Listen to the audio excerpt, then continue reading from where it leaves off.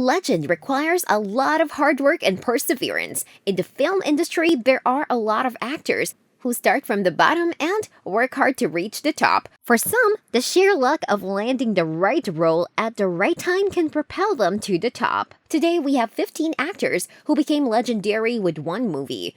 It's just been stupid amounts of fun, and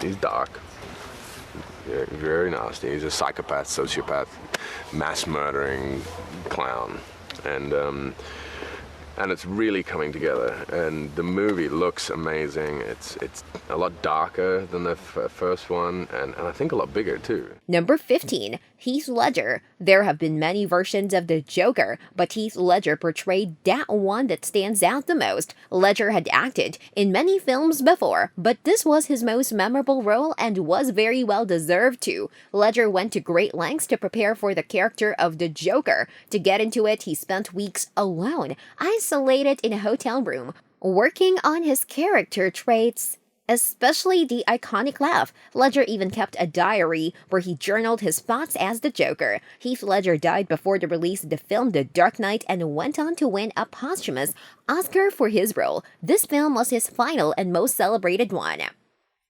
The Joker, the character of the Joker, was just too good to turn down. I've said this before, but if Tim Burton was doing The Dark Knight and asked me to play the Joker, I wouldn't have taken it, because touch what Jack Nicholson did in Tim Burton's world would be a crime, and so.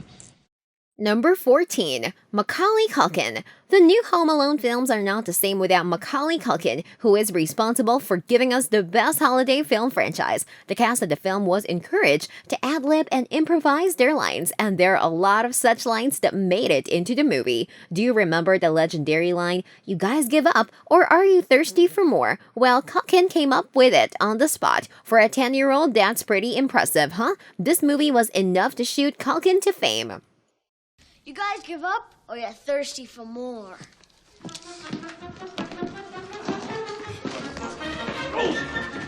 Number 13, Peter Ostrum. Peter Ostrum played Charlie Bucket in the original Willy Wonka and the Chocolate Factory movie. Before he was cast, Ostrum had never been on film set, but you'd never know when you watch him playing Charlie. Just this one film made Peter a household name. Peter had a great time on the set, but he decided that he wanted to become a vet rather than an actor. This was his first and last movie.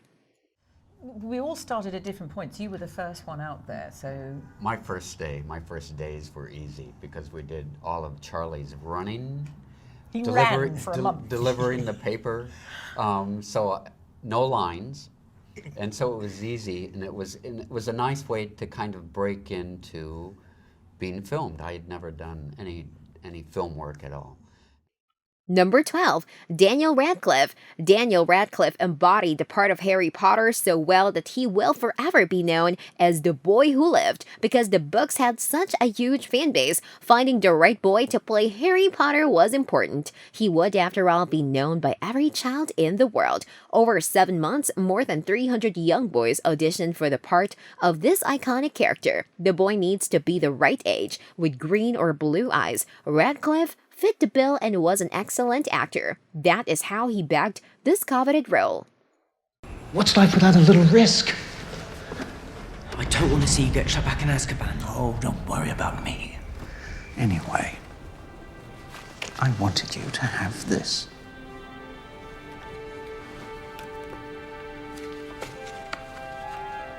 Original Order of the Phoenix. Number 11, Anne Hathaway. Anne Hathaway became a hit with just one role, Mia Thermopolis in The Princess Diaries. At 16, she starred in the family drama Get Real, after which she got her breakthrough role as America's Favorite Royal. Hathaway was just 19 when the Disney film came out. After that, there was no looking back.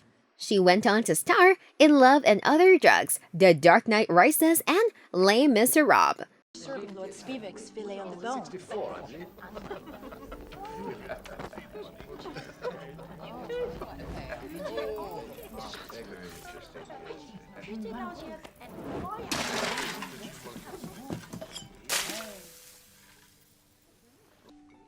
Oh, I just had a little clumsy moment. Number 10. Amanda Seyfried. It took just one role in one film to skyrocket Amanda Seyfried's career. Surprisingly, it wasn't even the lead role when Amanda Seyfried starred as Karen in Mean Girls alongside Lindsay Lohan and Rachel McAdams. Little did she know that the movie would be such a cult hit that it catapulted the careers of all the girls into superstardom.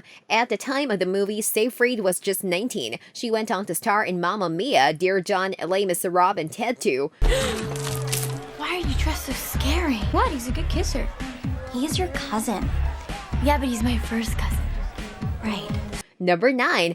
Gal Gadot. Our Wonder Woman Gal Gadot is one gorgeous lady. After just 3 minor roles, Gadot landed the role of Giselle in Fast and Furious, which shot her to fame. This was the 4th installment in the hit franchise, after which Gadot went on to star in 3 more movies in the franchise. She also gave some hits like Date Night and Keeping Up with the Jonases. Today, she is an unstoppable force. Looking for something specific or just browsing? You look awful. You know, there was an easier way in, but I doubt very much that you could have managed it. Now that I have 2 out of the 3 eggs, I'll give you one last chance to take me up on my offer. Number 8. James Earl Jones. James Earl Jones has given many incredible live-action performances in his life, but the role that made him a legend was that of Darth Vader in the Star Wars franchise. George Lucas originally wanted Orson Welles to voice the character but realized that his voice would be too recognizable, which is when Jones was chosen. And although Jones was the voice of the famous villain in the galaxy, nobody knew about it, and in the initial period, Jones was okay with not receiving credit as the voice because that was the standard industry practice at the time. Imagine your most famous role being one that does not have your physical presence, but I guess that it is a small prize for being a legend. Simba, come to me. You can do it. That sounds great from over here. Everything the light touches is our kingdom. Number 7. Linda Blair. When Linda Blair won the part of Regan in The Exorcist, she was not a well-known face, but with the film's release, Blair became one of the biggest icons of the horror genre. The movie terrified the audience immediately with its release, so much so that many theaters in the US had none standing outside. Over 600 other actresses chose Blair for the role. She killed it, and how? She became one of the most recognized faces of the time and gained so much attention that she had to hire bodyguards after receiving threats from religious groups who were unhappy about the film's success. That's the power of good acting. It's on Sunday this year. No work. What can we do? I don't know. Well, what would you like to do? Got any ideas?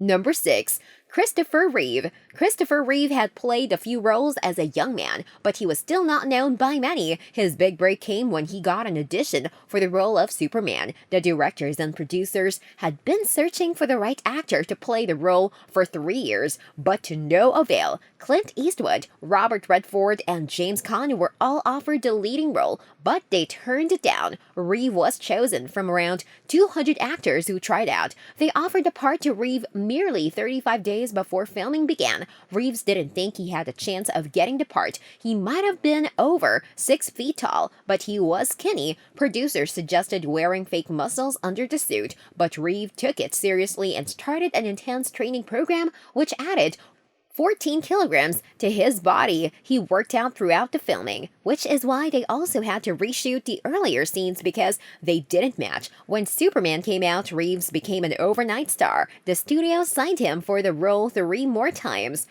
Right after I rip off this lady's purse. Of course. Now come on, lady, hand it over. I don't know, I think maybe you better... Loz, what are you doing?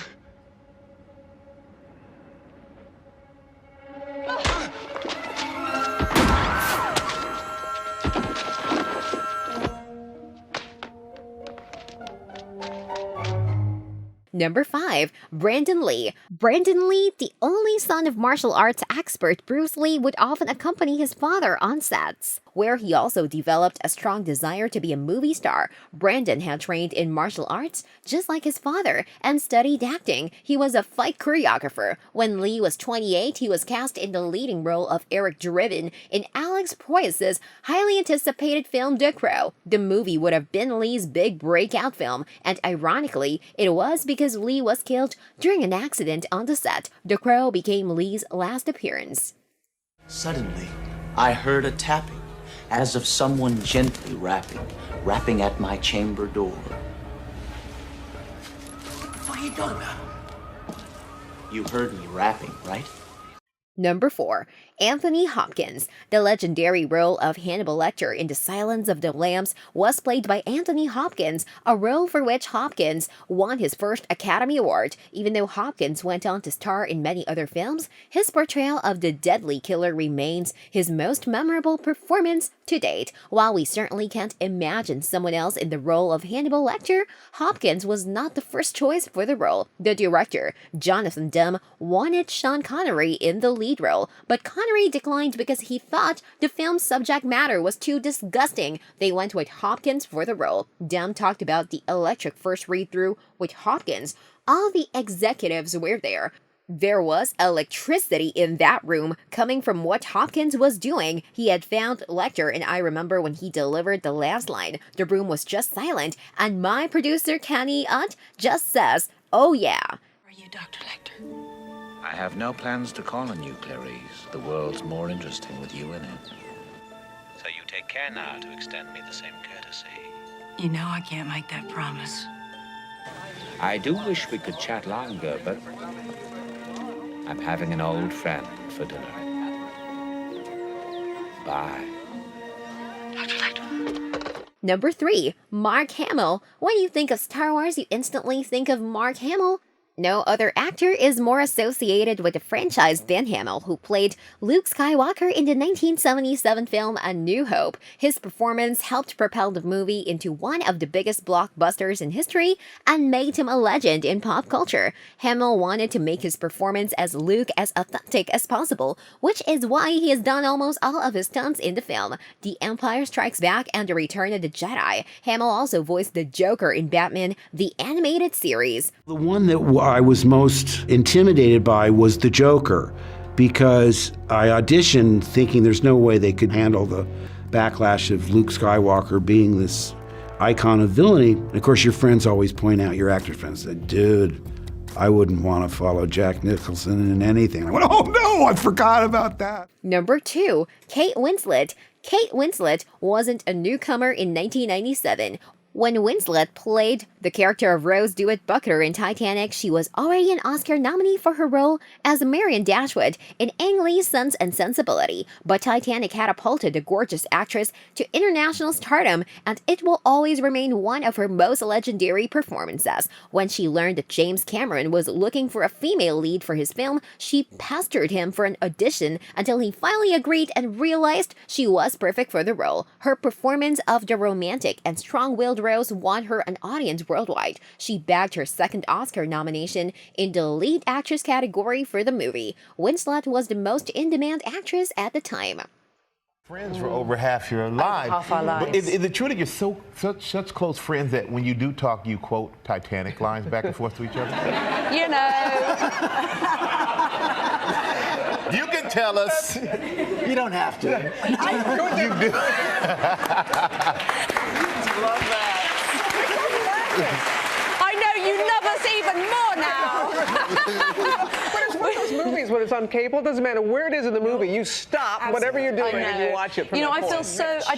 I do feel so grateful for that friendship. Number 1. Reese Witherspoon. Reese Witherspoon has become one of the most beloved actresses in Hollywood. Reese had begun her career when she was a teen, with movies such as The Man in the Moon, Jack the Bear, and Pleasantville. But she shot to fame with the 2001 movie Legally Blonde, where she played the role of Elle Woods. The film made her a household name even before she was 30. Reese was 25 at the time of the film's release. Initially, other well-known actresses were considered for the role, including Christina Applegate, Gwyneth Paltrow, and Tori Spelling. After they all turned down the role, Witherspoon was allowed to audition, she landed the role of Elle, becoming one of the most iconic roles in feminist pop culture. You have a resume?